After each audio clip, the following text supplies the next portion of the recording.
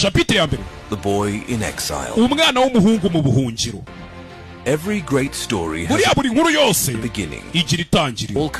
Paul Kagame, it began far from home. We bijya gutangira byatangiriye kure y'iwabo. 57 Yavutse mu 1957. Southern Rwanda. Avukira mu majyepfo y'u Rwanda. His early years were shaped imyaka ye yo mu bwana by the turbulence of a nation. Ntabwo byari bimeze neza kuko igihugu nticyari gitekanye. With its identity. Bitewe n'abantu n'ivangura ryari riri mu gihugu, abantu bazira uko bameze.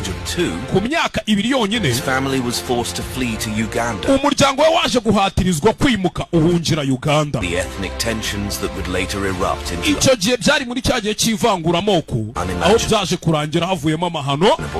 Mwese murayazi ndetse n'ibyakozwe mu Rwanda mwese murabizi. Growing up in a refugee camp. Gukorera mu nkambi y'impunzi rero. They learned the harsh realities of displacement. Kagame yaje gusobanukirwa ndetse yumva neza cyane ikintu cyo kutaba ahantu